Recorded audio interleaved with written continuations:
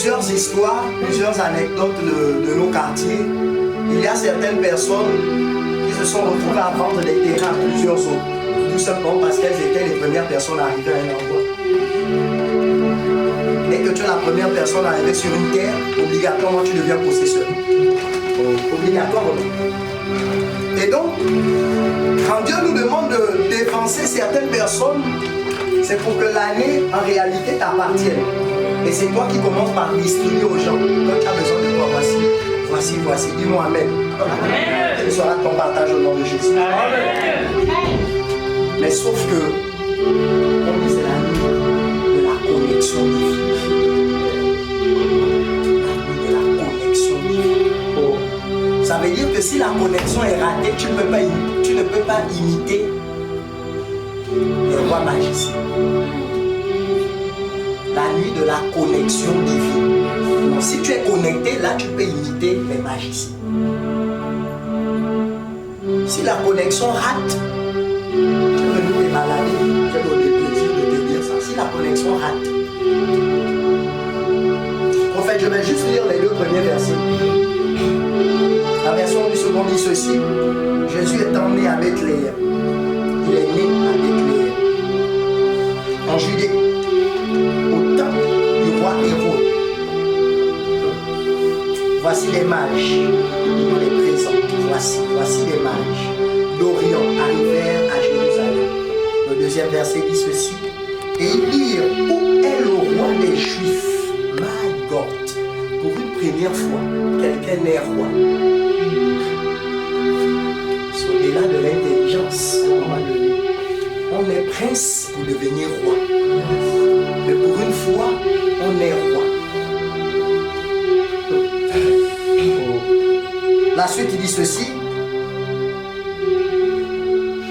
car nous avons vu son étoile en Orient. C'est ce qui nous dépasse. Nous avons vu son étoile. Je suis arrivé à Libreville et tu dis à quelqu'un, j'ai vu son étoile depuis Oyem. Et je suis arrivé à Libreville. J'ai vu son étoile depuis Port-Gentil et je suis arrivé à Libreville. J'ai vu son étoile depuis le Cameroun. Et sur place, j'ai fait mes bagages pour aller vers lui pour l'adorer. Dis-moi Amen. Amen. Le thème que le Saint-Esprit nous donne ce soir est intitulé La nuit. La nuit. La nuit. La nuit. Je vais dire quelque chose de fondamental. D'un regard doctoral, qu'est-ce qu'on est en train de dire? Les rois mages disent qu'ils ont vu l'étoile et ils sont venus. La Bible dit dans les psaumes que Dieu a créé des luminaires, le soleil pour présider au jour, la lune et les étoiles pour présider à la nuit. Que voulait-il dire, docteur? Je suis en train de vous dire, les rois mages n'ont jamais voyagé la journée. Oh!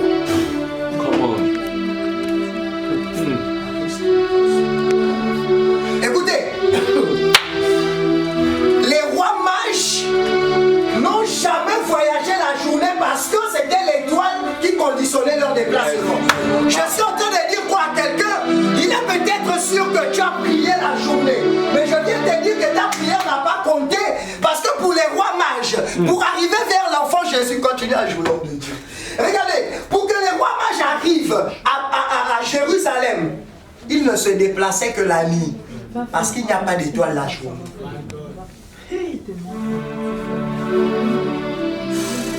La nuit. C'est quoi la nuit?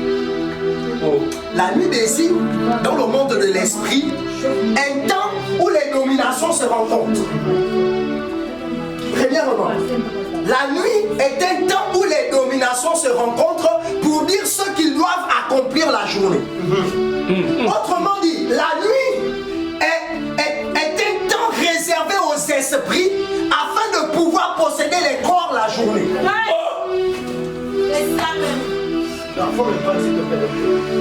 On va aller plus loin. Tout le monde peut être en mouvement la journée, mais tout le monde n'a pas le bien pour être en mouvement la nuit.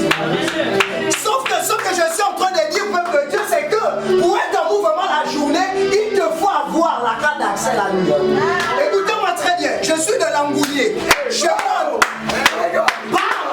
écoute, en fait, tu le sais. Chez moi, en Dende, la nuit, on peut décider que tu ne bouges plus la journée. Et tu ne vas plus bouger.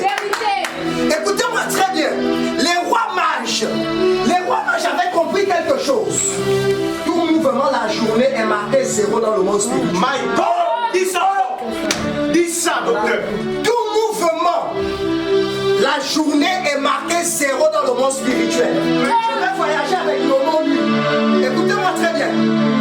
Alors que Judas va livrer Jésus, la Bible précise dans le livre de Jean 13, il se leva la nuit. Alors que Pierre doit régner, Jésus régnit la nuit. Dans le livre, le même livre, Matthieu chapitre 2. Comment? Il faut sauver l'enfant Jésus. La Bible nous dit la nuit, Joseph a pris l'enfant. Je suis en train de dire quoi, prophète? Donc, si tu veux sauver une situation, soulève-la la nuit.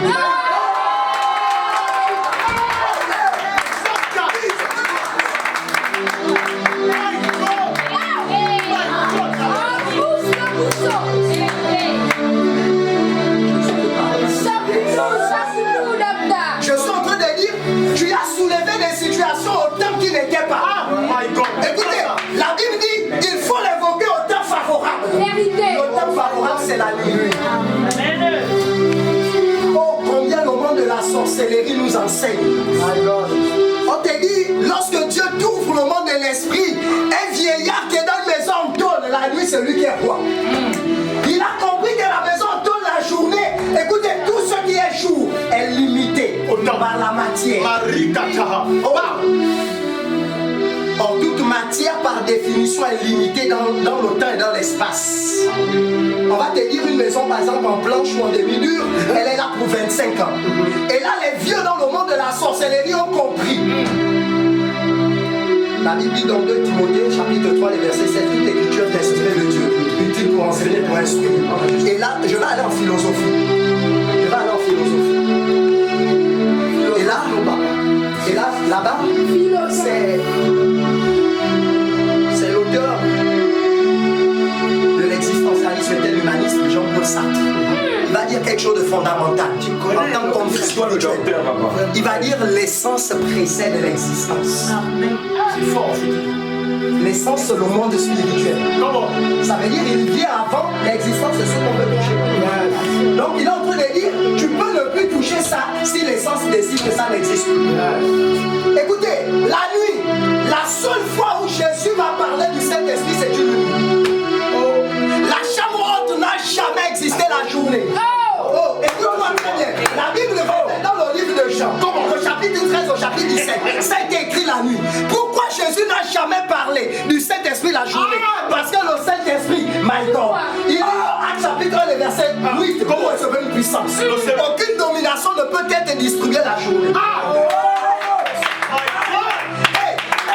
Alors qu'il préparait les disciples à régner sur la terre, il leur dit quoi? Vous recevrez une puissance. Le Saint-Esprit sur mes témoins. La Bible précise dans le livre de Jean 13. C'est là où Philippe dira, voici maintenant que tu nous passes en parabole. Je suis en train de dire, on ne parle pas en parabole la nuit, on parle de la journée. Dis ça, my God. Quelqu'un doit être délivré.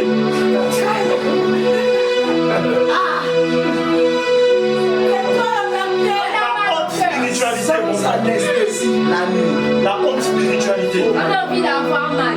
Écoutez-moi très bien. C'est encore Hegel qui parle. Je vais faire avec commencer avec les hommes ici et je vais rentrer dans la vie. Hegel dit ceci, prophète. Tout peuple qui ignore son histoire est appelé à la revivre. Oui. Que l'histoire soit positive ou négative, dès que tu l'ignores, tu es appelé à revivre ça. La Bible me dit maintenant dans le livre de Genèse chapitre 1. Oh, je m'apprête à dire quelque chose de fort. La Bible nous dit qu'au commencement, Dieu créa les cieux et la terre. Il créa les cieux et la terre. Et conjonction de coordination. Ce qui va suivre englobe les deux éléments, les cieux et la terre. On nous dit que les deux éléments étaient informes et vides, il y avait l'obscurité. L'obscurité préside la nuit. La vie a commencé dans le ciel et sur la terre quand il faisait nuit. Non, je vais reprendre ce que j'ai dit. Au commencement, Dieu créa